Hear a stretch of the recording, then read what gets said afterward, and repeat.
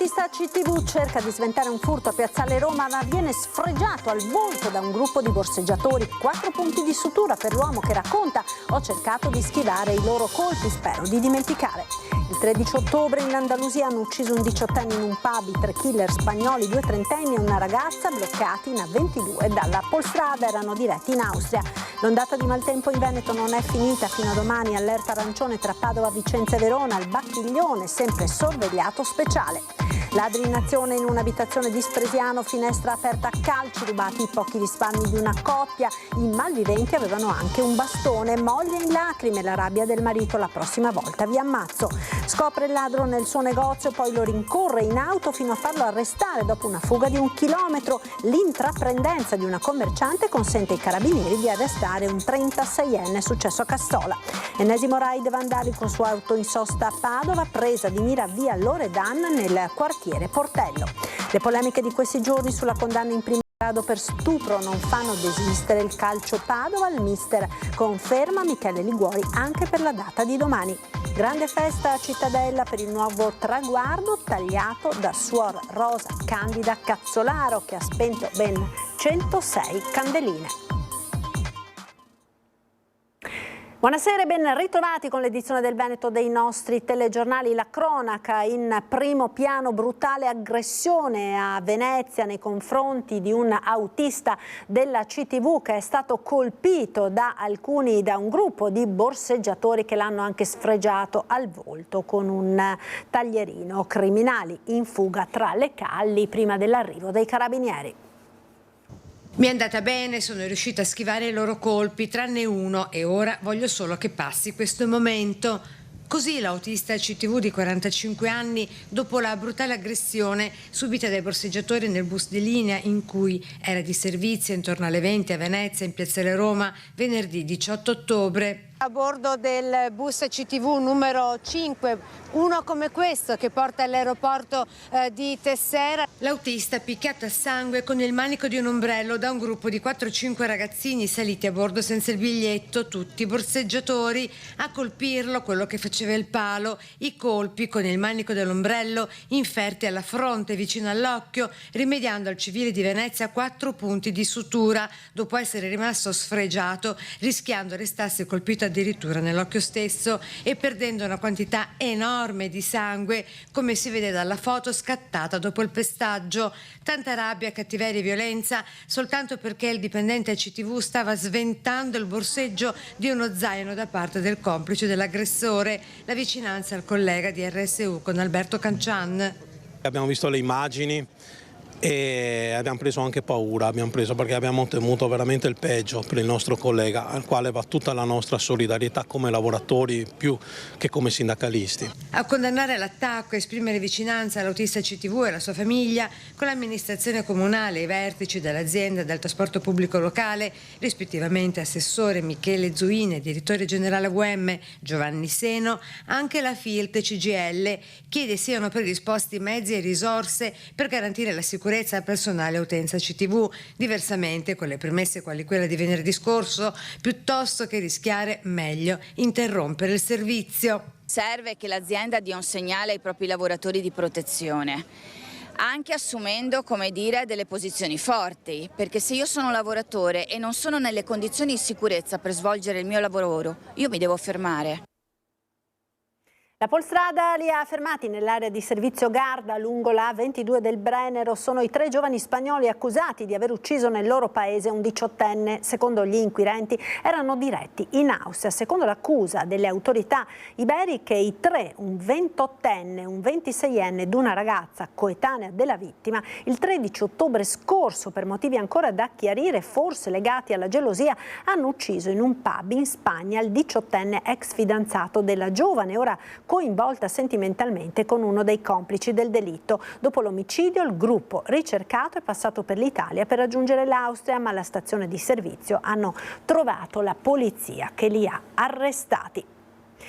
Il maltempo ora ancora allerta arancione confermata nel bollettino della Regione Veneto per la zona E che interessa la provincia di Padova. Nel capoluogo a mezzogiorno è stato aperto il COC per monitorare in particolare la tenuta della rete minore, fossati e canali. La piena del Bacchiglione è attesa in serata a scopo precauzionale, chiuso il ponte di Veggiano. Nel frattempo a Bovolenta, dopo l'ordine arrivato dal Genio, i volontari della Protezione Civile hanno montato il primo livello di porte di sicurezza pronti a regolare l'acqua del fiume. Nell'Alta Padovana restano al lavoro tutte le idrovore lungo l'asta del Muson dei Sassi. In tutto il territorio allertate le squadre della Protezione Civile. D'allerta anche arancione nel Vicentino fino a domani, città ancora una volta con il fiato sospeso per il livello dei fiumi. COC aperto per il monitoraggio della situazione. Vicenza fa ancora i conti con il maltempo, fino a domani città in allerta arancione per il rischio idraulico e idrogeologico, con la previsione dell'innalzamento dei livelli della rete idrografica secondaria, già approvata. Rogge e fossati che fanno temere inondazioni delle aree limitrofe. Dopo 2 giorni con il fiato sospeso per il monitoraggio del livello del Bacchiglione, che ieri ha toccato Ponte degli Angeli, il livello di 5,27 m, per scendere poi arrivando oggi a quota 2,69 m, e il Retrone che ieri ha raggiunto il picco dei 3,10 m, scendendo ad 1,18 m di oggi. Si torna a monitorarli viste le nuove piogge. Il COC è aperto e rimane aperto, per fortuna però il livello dei fiumi è calato in modo importante, sia il Bacchiglione che il Retrone. Proprio il Retrone, che era quello che ci preoccupava molto, è sceso sotto il 1,5 m, quando ieri invece aveva avuto una punta di 3,10 m. Prosegue intanto la pulizia delle griglie dei fossati e delle rogge. Continueranno anche gli interventi di pulizia delle caditoie nelle vie più soggette ad allagamenti a causa di piogge intense. Tecnici a lavoro anche per togliere le ramaglie dal Ponte delle Barche e da Ponte Furo lungo il corso del Retrone, grazie alla collaborazione dei Vigili del Fuoco. È stato mandato alle nostre aziende di continuare comunque a pulire quelle che erano le rogge e i fossati, che sono quelle che poi, qualora dovesse essere necessario, dovrebbero riempirsi d'acqua anziché riversarsi sulle nostre strade. Grosse complicazioni non le abbiamo avute, teniamo fortemente monitorata la situazione, la squadra di protezione civile sono attivate, MCPS, Valore Ambiente e Via Acqua sono comunque a disposizione e il COC rimane aperto.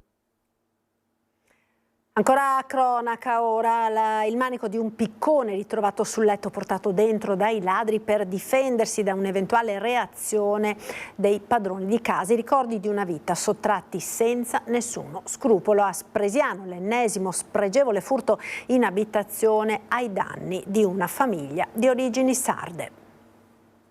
Noi non facciamo male a nessuno, è quello che abbiamo, siamo fuori dalla nostra terra 33 anni, fuori dalla nostra terra piangendo lacrime perché la nostra terra ci manca, per avere un pezzo di pane e venite qua a distruggere la serenità di una famiglia. Ma cosa volete? Perché? Io vorrei riavere le mie cose.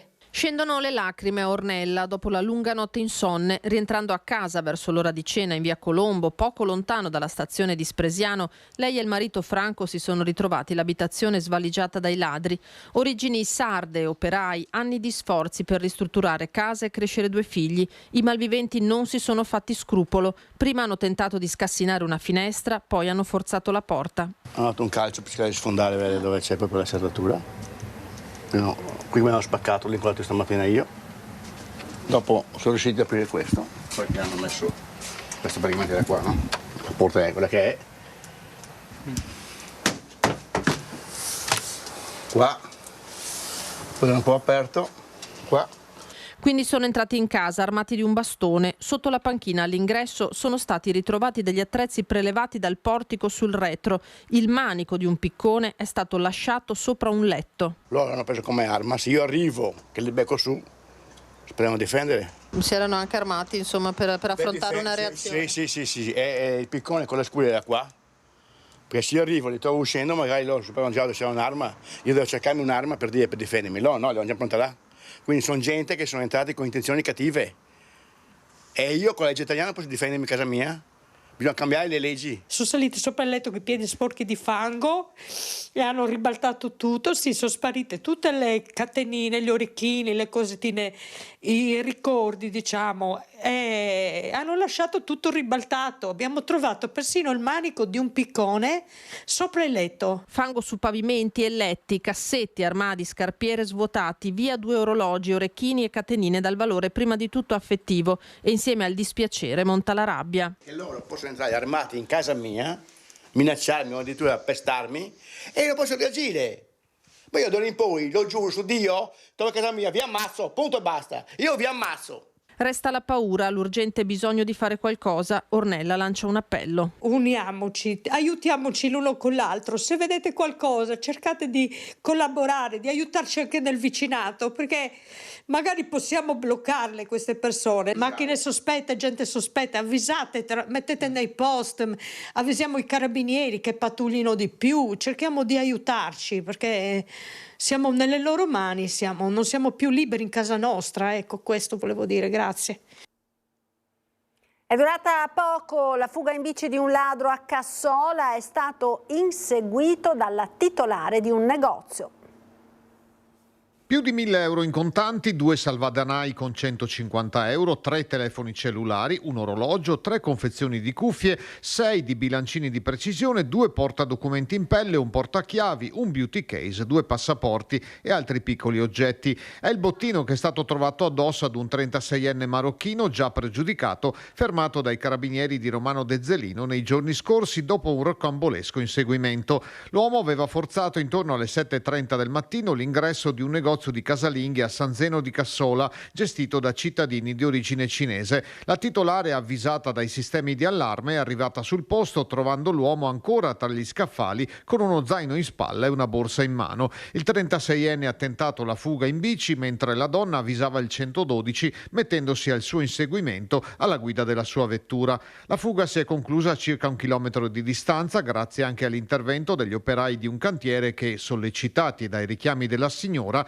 hanno fermato il fuggitivo. Il 36enne è ritenuto responsabile anche di un altro tentato furto avvenuto prima dell'alba in un altro negozio della stessa zona. Dopo l'udienza di convalida, il 36enne è stato portato in carcere a Vicenza. A Padova ora con l'ennesimo raid vandalico su auto in sosta, è accaduto in via Loredana, al quartiere Portello. Ancora un raid vandalico su auto in sosta con i cittadini, questa volta di via Loredana al Portello, che si sono ritrovati davanti questo spettacolo. 12 veicoli danneggiati approfittando del buio, non il primo episodio in città. Un raid simile era stato commesso a fine agosto alla Sacra Famiglia, colpi anche nelle piazze, in particolare in piazza Capitaniato, e nel mirino sono finiti anche gli studenti universitari che frequentano il quartiere Portello, denuncia la consigliera comunale Elena Cappellini. Lamentano la mancanza di videosorveglianza e sicurezza proprio nei pressi dei loro atenei, perché risulta che abbiano preso di mira questa volta anche le loro autovetture. Le foto inviate dai cittadini sono state consegnate alla polizia locale, zone prive di telecamere, quelle dove questa banda ha colpito negli ultimi mesi. Per questo si affronterà la problematica nel prossimo incontro della Commissione Sicurezza della Consulta di Quartiere Centro. L'idea che si sta facendo strada in questo momento è quella di aumentare la videosorveglianza. L'importante sarebbe che poi con la videosorveglianza ci fosse qualcuno che può guardare chi ha commesso questo reato, anche se si tratta di un reato sicuramente minore. Allenamento pre-partita per il Calcio Padova in vista della sfida di domani all'Euganeo. Tra i temi della conferenza del sabato il caso Liguori, il giocatore condannato in primo grado per violenza sessuali. Il mister Andreoletti si è allenato tutta la settimana, domani sarà in campo. Michael ha lavorato in settimana, ha dato qualità come aveva sempre dato in precedenza, è un giocatore per noi determinante che ha caratteristiche uniche, quindi credo che possa essere una delle valutazioni. Sicuramente sarà della partita, come dicevo per Russini prima, è una delle valutazioni se farlo partire dall'inizio, ma ha fatto la settimana al completo, quindi potrebbe essere in campo da titolare. Michael Liguori sarà in campo, forse non dal primo minuto. Il 25enne attaccante del Calcio Padova è sicuramente parte della squadra che Matteo Andreoletti, allenatore dei biancoscudati, sta studiando per la sfida casalinga dell'Euganeo contro il Feralpi Salò. 4 gol in 9 partite, il centro decisivo nel derby con il Vicenza sono certezze e sul campo non mettono in ombra la sentenza di primo grado con l'accusa di violenza sessuale e la condanna a 3 anni e 4 mesi nei confronti di Liguori emessa dal Tribunale di Teramo. Un caso che ha diviso la città a partire dalle dichiarazioni dell'assessore alle politiche scolastiche Cristina Piva, che chiedeva alla squadra di mettere l'attaccante fuori rosa, e proprio per questo l'atteggiamento di mister Andreoletti nella conferenza prepartita è stato chiaro da subito. Chiariamo subito, credo che questa sia la conferenza stampa pre-gara di una partita importantissima e quindi è legittimo che facciate tutte le domande che vi sentite di fare. Per quanto mi riguarda non ho intenzione di trattare l'argomento extracampo, perché non è questo il caso, soprattutto perché credo che in questo momento già è successo, qualsiasi cosa dirò o l'avrei detto o ho detto in passato sarebbe poi strumentalizzata, quindi non ho assolutamente intenzione di trattare l'argomento. Se vogliamo parlare della partita, quindi come ha lavorato la squadra in settimana. La linea del calcio Padova era stata univoca e affidata in settimana a un comunicato. Il presidente Francesco Peghini e l'amministratore delegato Alessandra Bianchi hanno dichiarato che la società non esprimerà alcun tipo di valutazione in merito alla vicenda fintanto che la giustizia non si sarà espressa con una sentenza definitiva in ultimo grado di giudizio. La galassia dei movimenti pro-Palestina tornano a Vicenza dopo i violenti disordini avvenuti lo scorso gennaio. Un corteo questa volta pacifico ha attraversato la città di Vicenza nel pomeriggio.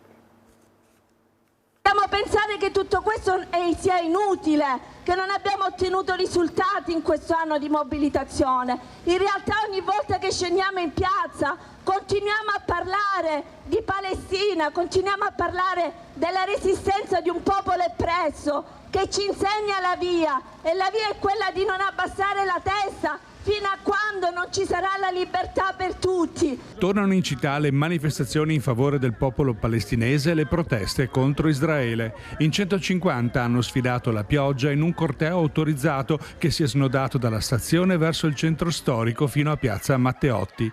Palestina, Gaza, West Bank, Libano, liberi dall'oppressione sionista è lo slogan che hanno scandito e unito i partecipanti. Presenti non solo i rappresentanti della comunità palestinese, ma anche i Rifondazione Comunista, i centri sociali Caracol e Bocciodromo, organizzatori dell'evento. Apprensione e polemiche per il ritorno in città di un corteo simile che a gennaio, in concomitanza con la Fiera dell'Oro, diede luogo a scontri violenti con le forze dell'ordine, costati il ferimento di alcuni agenti e il blocco dell'attività nel quartiere Ferrovieri. La manifestazione di oggi invece si è svolta pacificamente. Non ci sarebbe tutto questo se Israele non avesse il sostegno economico e militare dei nostri paesi, dell'Unione Europea, degli Stati Uniti d'America. Vogliamo segnare una continuità col movimento No dal Molin, che va ripreso, portato avanti, ampliato a tutte le basi, non solo la Deldin, anche la Ederle, Longare, eccetera, eccetera. Solidarietà con i patrioti palestinesi che stanno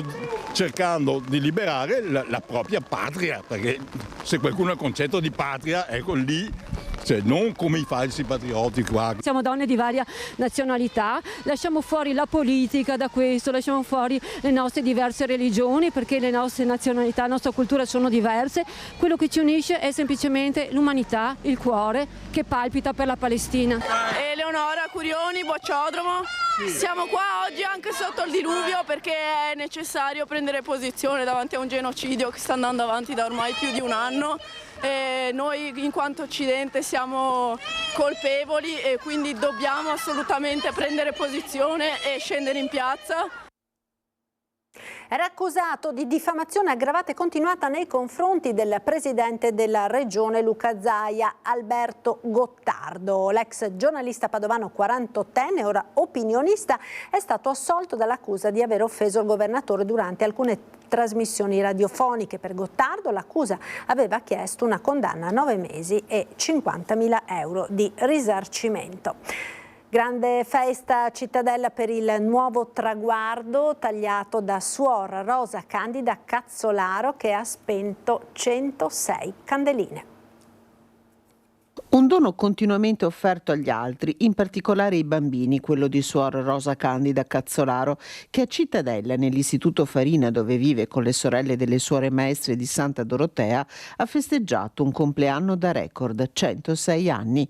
Accanto alla cittadellese più longeva, il sindaco Luca Pierobon, il sindaco di San Giorgio in Bosco, suo paese natale Nicola Pettenuzzo, e l'arciprete di Cittadella Monsignor Luca Moretti. Nacque nel 1918, il 18 ottobre, quando la Grande Guerra batteva i suoi ultimi colpi, Angelica Cazzolaro, da genitori poveri ma ricchi di fede. Dal 1938, anno della sua professione religiosa, il suo nome è mutato in suor Rosa Candida. Da allora il suo servizio si è speso con i bambini della scuola materna e con le giovani a cui ha insegnato un lavoro, operando tra Veneto ed Emilia-Romagna. A suor Rosa Candida gli auguri di tutta la nostra redazione. Ed era l'ultimo servizio, grazie per essere stati con noi. Subito dopo la sigla, come sempre, un'occhiata alle previsioni del tempo con il nostro meteo. Arrivederci.